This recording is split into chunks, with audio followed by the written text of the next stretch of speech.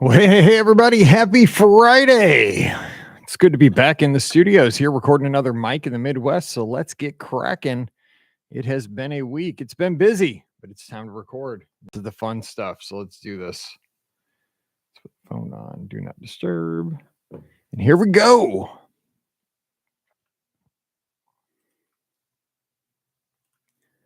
Well, hey, everybody. Welcome to episode number 97 of Mike in the Midwest, our mini podcast for the amazing patrons just like you of the Be Our Guest podcast.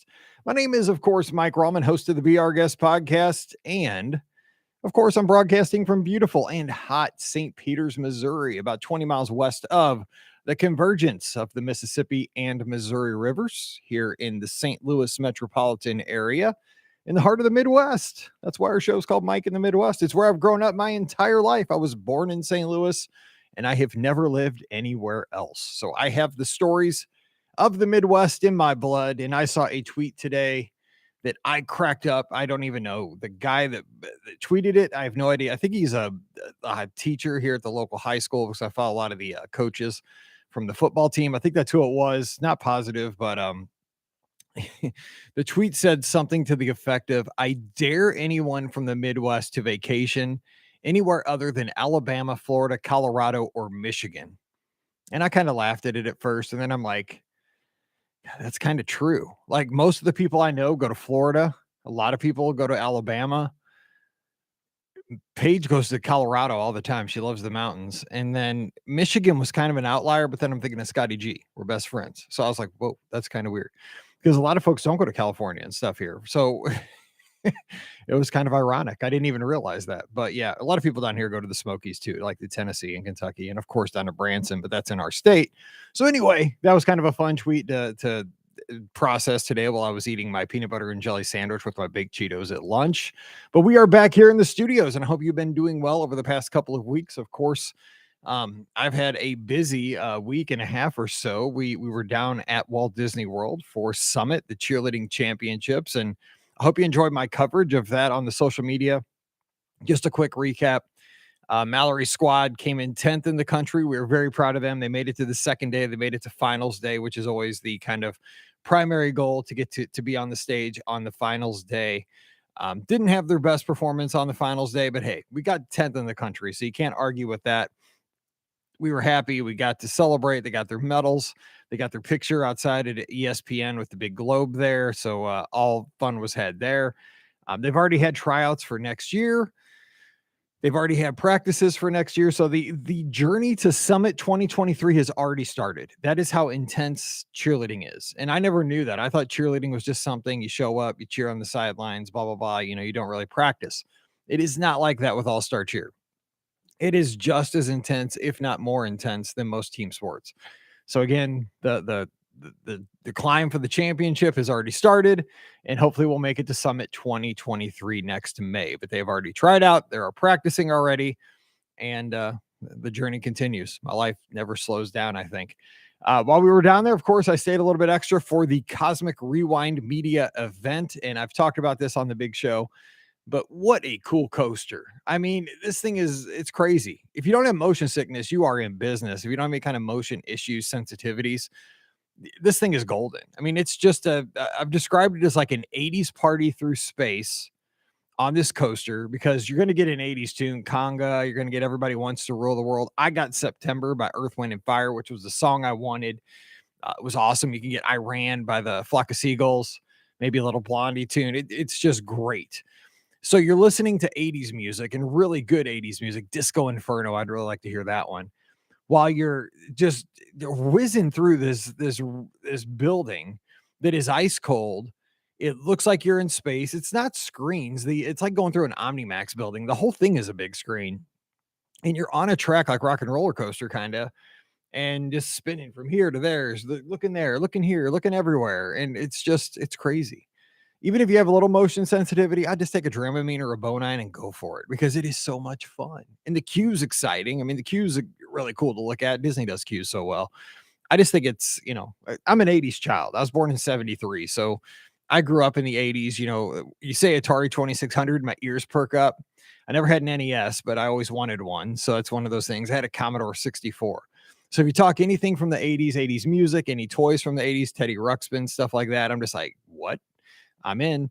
So when they told me about this ride, I was like, let's go. And it lived up to the hype. Whether it belongs in Future World, I mean, it fits in perfect. Like it it's a fun ride. It adds a lot to the old Future World, or World Discovery as it's going to be called. But if you're looking at 1982 Epcot, it doesn't fit in because there's really not a lot of education going on with this ride. It's just a thrill ride. It's fun. But I mean, you go to Epcot to have a good time. You go to Epcot to be entertained. You go to Epcot to just smile and have a great day. And when you get off this roller coaster, you're going to be laughing, you're going to be smiling, you're going to be like, "Oh my gosh, that was so fun." And that's the whole goal of why you walk through the gates. So I think you're going to enjoy it. Um, just rock on. It's so fun. And I can't wait to hear your thoughts. So when you get to go for the first time, I know some people are doing AP previews, DVC previews. It opens up here in about 2 weeks to the general public. When you get back from your first trip with it, let me know what you thought. Give me how would you describe it? I think it's really hard to describe. The best I can come up with is a 50-mile-an-hour 80s party through space. That's about it. It's really crazy. So let me know what you thought of Cosmic Rewind. They did a great party for us. I got some of that video on Instagram. They had DJs. They had a live band dressed up like the Guardians out there. They did fireworks and they had fire effects under the big ship outside of the attraction. They served us desserts, which I never did put this on Instagram. I'll have to do it this week. So the desserts they served us at this party were little cubes of red velvet cake. And I am a red velvet cake fiend. I love it. I didn't know red velvet cake was just chocolate cake until like not long ago. So they had all these different colors of red velvet cake, like red, blue, yellow. I guess it matched something in Guardians of the Galaxy. I still haven't watched a movie. I'm going to.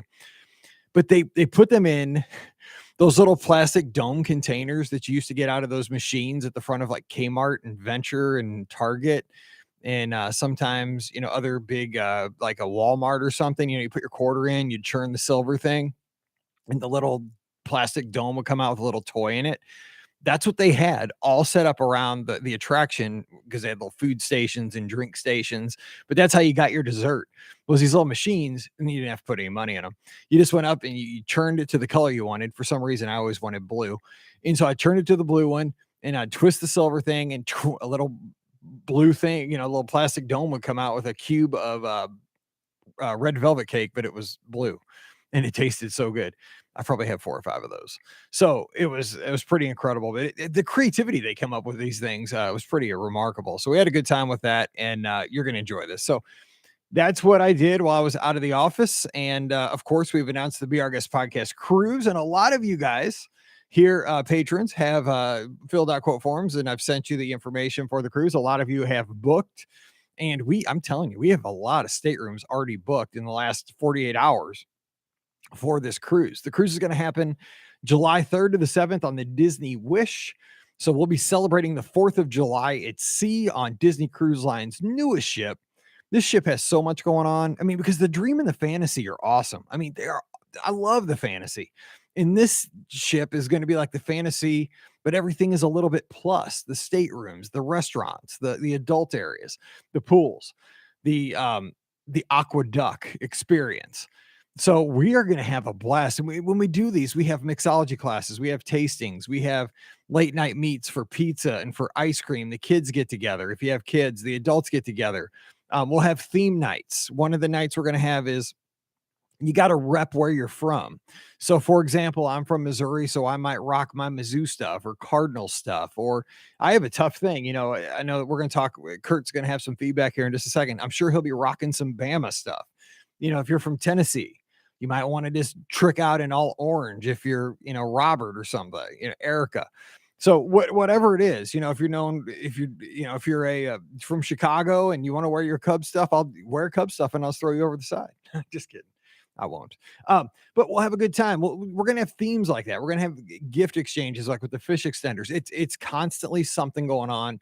You can do as much of this or as little of this as you want, but I promise you, we're going to make this worth your while. It's going to be a fun cruise. We're going to have a great, great time. So if you want to get in on this, just go by themagicforless.com. Go to the quote forms for Disney Cruise Line. Just put Be Our Guest podcast cruise, put how many people you have, and I'll let you know what the cost and availability looks like, and we'll go from there. But I'd love to have you sailing with us because It's 4 days. We just kind of hang out informally, sit on the beach at Castaway Key together, be in the water, eat cookies together. That's the barbecue place on Castaway Key. Chill on deck. It's so chill on a cruise that you get time to not just, speak and talk and have conversations, but you get to be friends. You get to develop relationships. And this is actually how I met Scott.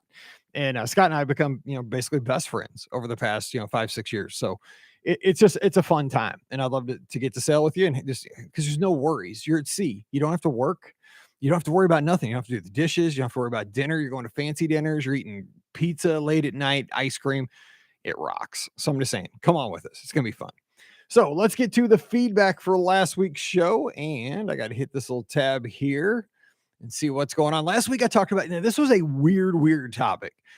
It was that show about Nick Games and Sports. And this is a niche channel that was on our cable network that in the mid 90s, do you remember when digital cable kind of went to those sub channels? And I'll be honest, right now, I watch one of the sub channels quite often here in the office during the day.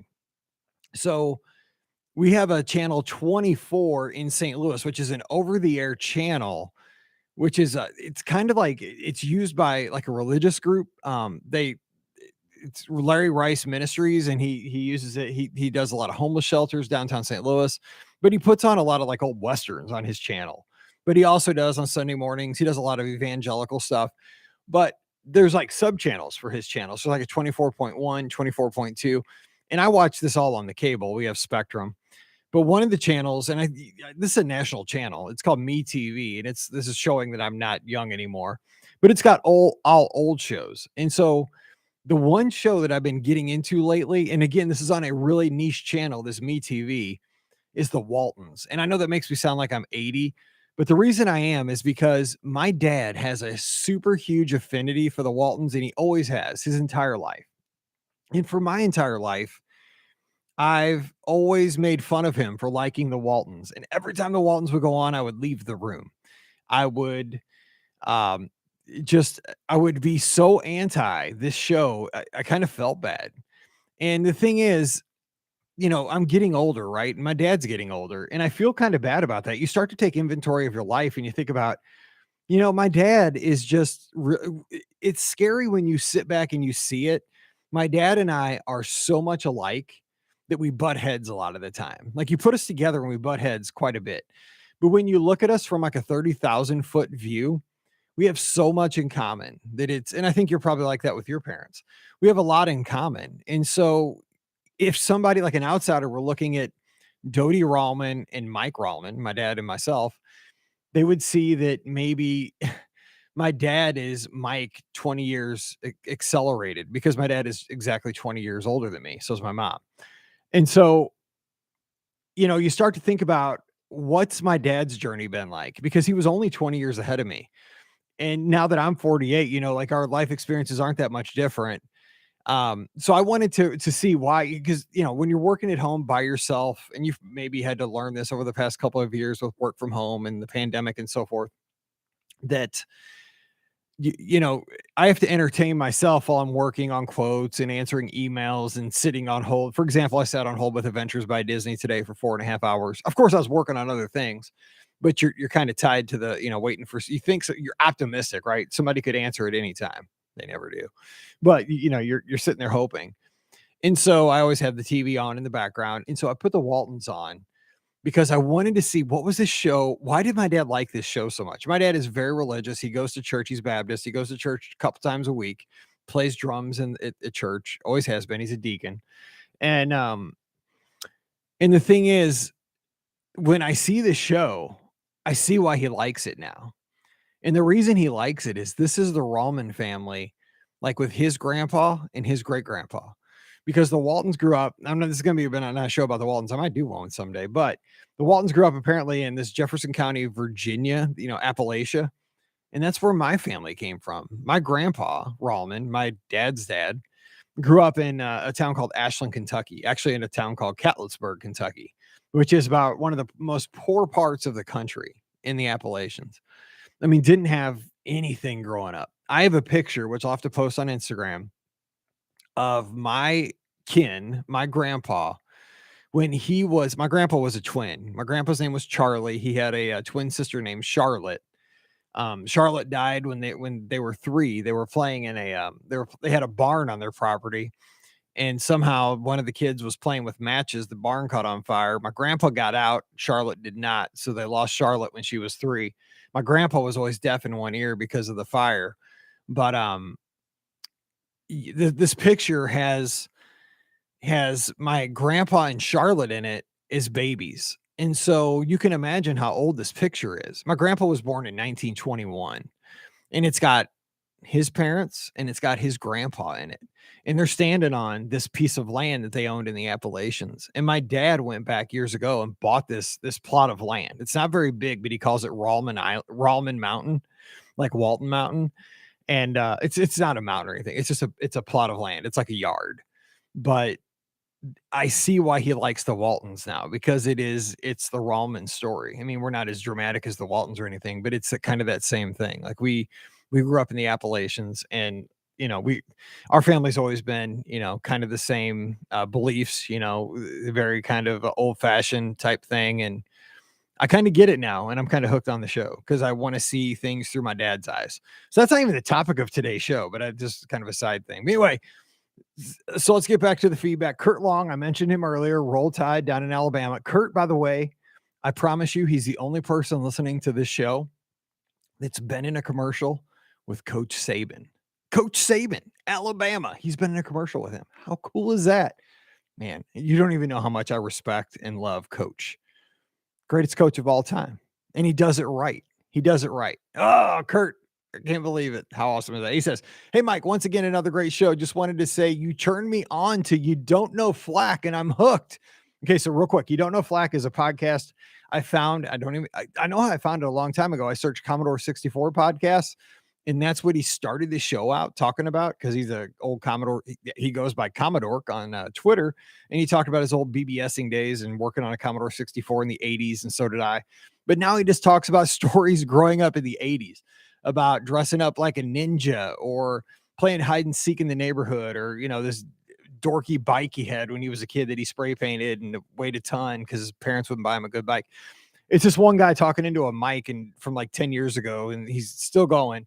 But these are like crazy 80 stories, and they're fun. So I'm glad you like that, because it is a really, really niche podcast, but it's fun. So I'm glad you're enjoying it's Rob O'Hara on You Don't Know Flack. He said, even the stories about the old computers that I know nothing about are great. When I was a kid, Double Dare was my jam, and I might have had a slight crush on Mo. Let's go to Mo from Guts. Looking forward to the cruise. Hopefully Rhonda is getting everything together with you. Roll Tide. Yes, I think you are going to be sailing with us. It's going to be fun. Yes, Roll Tide, and we are going to have a blast, my friend. Thanks for sailing with us. All right, we have one more piece of feedback from this show, and it looks like it's from Sarah Crawford. Thanks for being a patron, Sarah.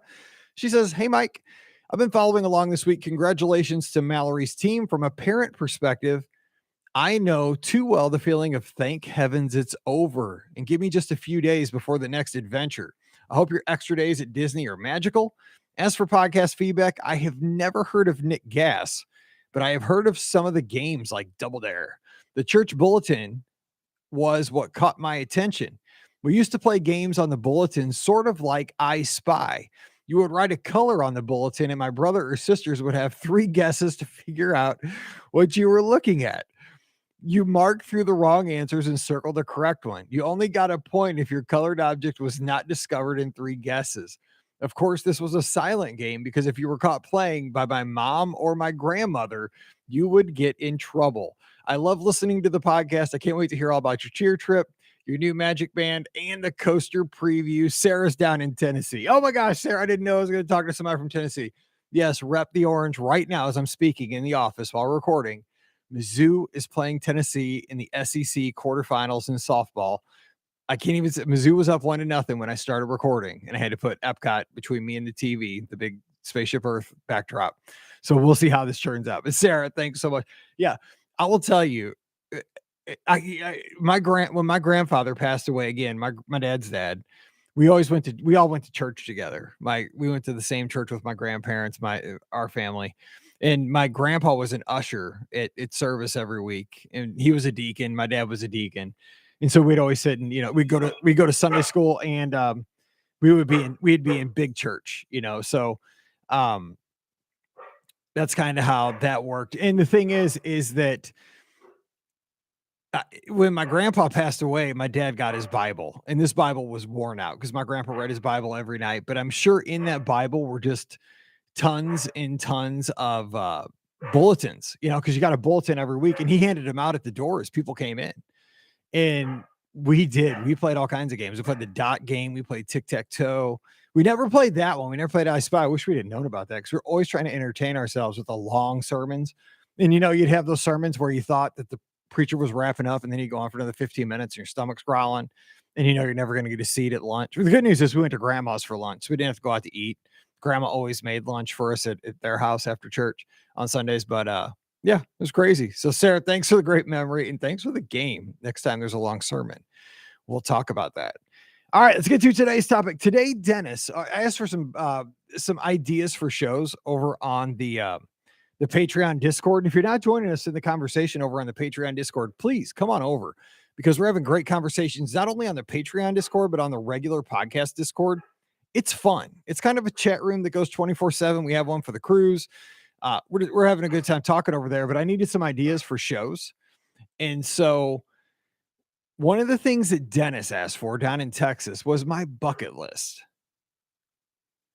Hang on one second, because Mallory's home and she can't get in the house. Of course, this always happens. Hang on one second. I'll be right back.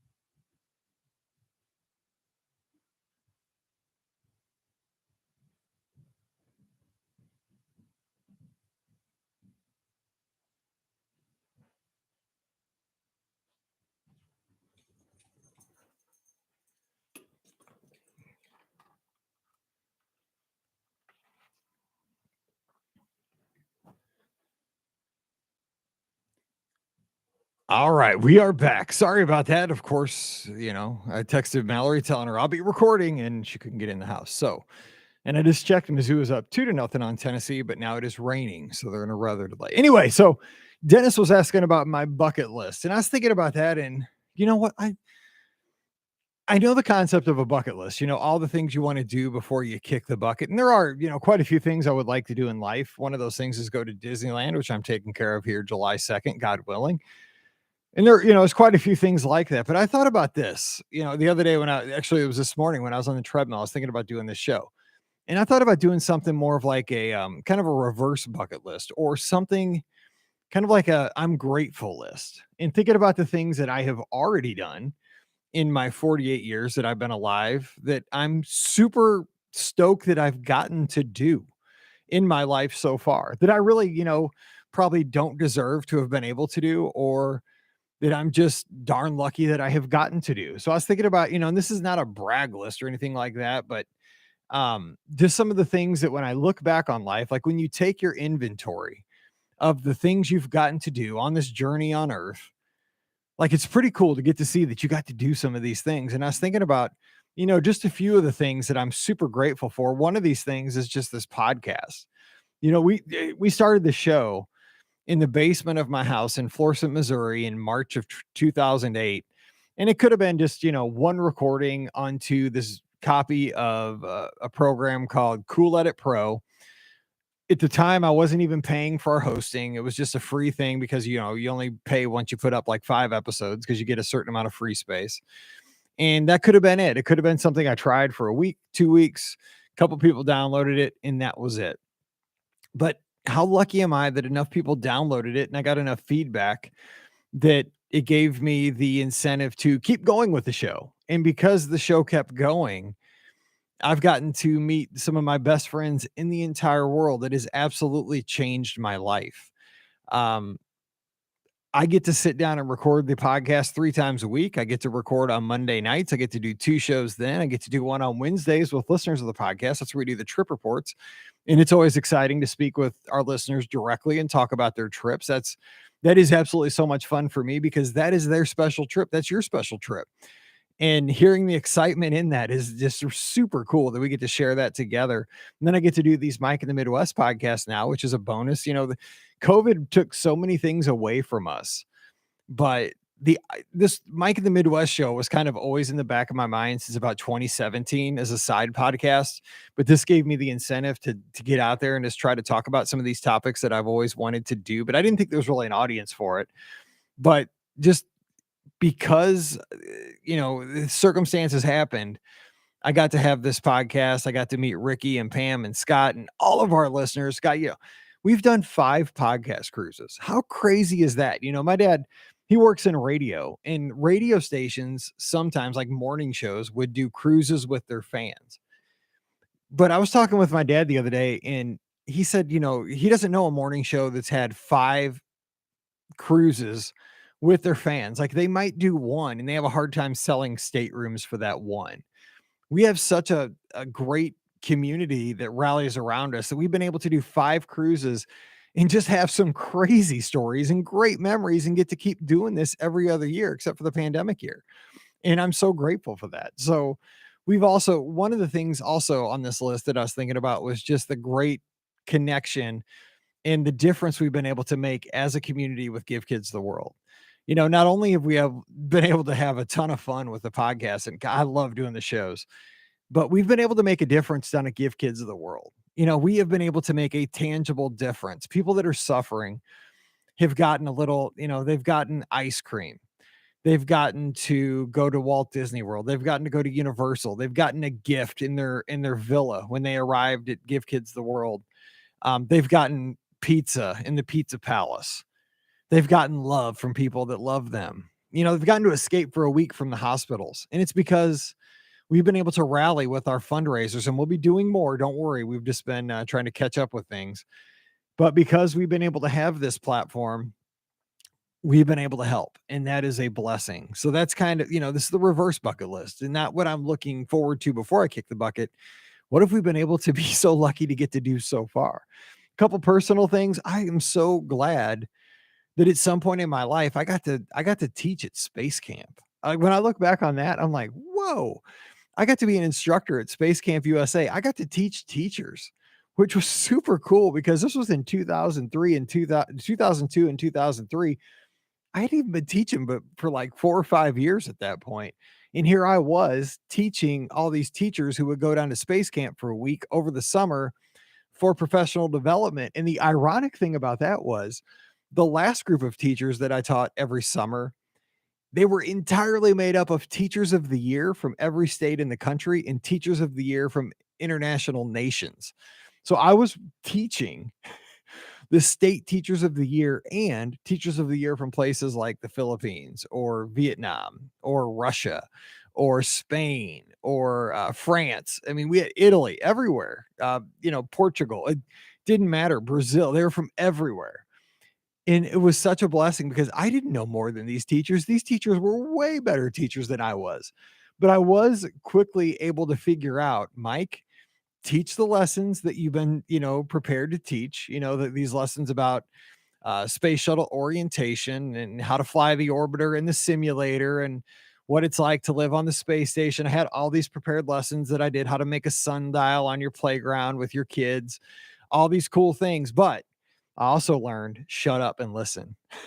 Because when you have that many teachers together for a week that are living at Space Camp, because I was, living at the dorms with them, and I would take them in the morning over to the center, and we'd have breakfast together, we'd have lunch together, we'd have dinner together. I worked doubles during that week because I was with the group from 6:30 in the morning to 11 o'clock at night. And the thing was, I did figure out to shut up and listen to their stories. Because you don't become a teacher of the year in your state or a teacher of the year at your country without doing some pretty cool stuff. So when they started talking to each other, the state teacher of the year from Montana starts talking to the state teacher of the year from South Carolina. The stories they would share were just awesome. And I learned so much. I'm like, oh my gosh, I didn't think to do that. And they got to meet the president of the United States. That was one of the things they got to do. They got to fly with the Blue Angels. That because they went on this because one of the things you did was you did all these events, and one of the things you got to go to space camp for educators. That was one of their stops. But they also did the Blue Angels. They went to the White House, and I'm like, you are kidding me. I mean, so I got to hear those stories, and I'm glad I appreciated it at the time. So that's just one of those kind of reverse bucket list things. Another thing is just, and this is something it's so true for everybody. It's being a parent, being able to have two wonderful girls and being able to watch them develop into young women that are just amazing. Like I was down for cheerleading and watching Mallory's team, do stuff that there's no way I could do. You see these girls that are cheerleaders are such athletes. I can run, but that doesn't take a lot of skill. It takes endurance, but it doesn't take a lot of skill. These girls work at it 3 to 4 times a week, sometimes more. And then, I wouldn't want to be judged. Thank God they don't judge us at races, right? They just say, ready, set, go. And there's no judging. You just got to get to the finish line. I don't want 2.5 minutes of terror where they're judging me, but it's really cool to be a parent and see them grow academically, with their athleticism, but also just as people, the kindness they show to kids, the kindness they show to elderly folks, the kindness they just show to their peers. It's a pretty cool thing. So many other blessings that I've had in life. I mean, I could go on and on, but this is a mini podcast. But just, things like that, being able to teach elementary school for 17 years, that was a blessing. I got to do the job I wanted to do. I know a lot of folks don't ever get to go into the career that they always wanted. I wanted to be a professional baseball player, but I gave that up because I wanted to become a speed skater in college. Dumb choice. Probably could have played baseball in the minor leagues. Maybe I was a left-handed pitcher, got a college scholarship. So maybe I could have made it. Maybe I didn't. I don't know. We'll never know. I was scared to fly too. That was kind of a secondary thing. So I didn't want to have to fly all around the country. Stupid again back then. Yeah. When you're young, you're pretty dumb, right? But, I wouldn't trade it for anything because I feel like most days I got to make a difference teaching in Ferguson Florissant School District for 17 years. I met my wife. She taught next door. So that was a pretty cool thing. That's pretty important. I wouldn't have my family that I do if I wouldn't have taught there. But I also had some amazing kids, kids that are now students that one of my coaches, one of my former students is a defensive backs coach at LSU this season.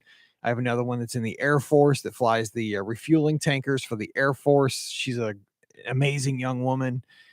Just some of my students are just doing the blue collar work that you need to do. Some of them are parents. And when you see that, you're just so dang proud of them, so instead of looking at a bucket list, here's what I'm going to challenge you to do. Cause I love feedback. You know that I love when you swing by the Patreon page and give me some feedback to read for next week. This is not a braggadocious kind of show. I don't want you to think that. I think it's time though that we do take inventory and think about how lucky we are, like on our journey so far. I do have lots of things on my bucket list, and maybe I'll get to that show here down the line. But I was kind of thinking about, wow, I've been so lucky to get to do quite a few things already in my life. Minor, like a minor thing. Like I never thought I would be an annual pass holder at Walt Disney World. That was like a pipe dream. If you know my story, we never went on vacations as kids. When I was a kid, we went to Six Flags. That was it. We went on one vacation the entire time until I was out of high school. We went to Florida because my dad caught John Denny, who pitched for the Phillies. He flew our family to Clearwater. We drove his van from Clearwater, where they had spring training, to Philadelphia after spring training to take his dogs for the beginning of the season. That was it. We never went on vacations. So the fact that I've been on cruises, that I've been an annual pass holder at Walt Disney World, that I've been able to take my kids on vacations, that's reverse bucket list right there, buddy. Because I didn't think I was ever going to get to do these things. And I've been so blessed. So instead of a bucket list, how about a blessed list without bragging? What are some of those crazy things when you look back? It doesn't have to be, it's not bragging, but what are some of those things that you've been blessed to get to do so far in your journey, in your life? Share a couple of those things. I mean, because a lot of people would say, 17 years teaching elementary school, that's not a blessing, that's a curse. Some days it was. It's a lot more of a blessing now that I'm done teaching, because I can look back and say, yeah, I got to get a lot out of that. And I hope my kids did too. But if you had asked me on a random Tuesday in 2007, maybe not. I'd have been challenged. But what are some of the blessings you've had so far in life? Your reverse bucket list. I'd love to hear about that. All right, I'm going to jump out of here and we'll get back together again next week. It won't be so long in between because I love talking to you guys. So as always, thanks so much for your support. You guys have a tremendous weekend. Stay safe, stay healthy, and we'll see you real soon. All righty. Hey, Margie. We'll see you later.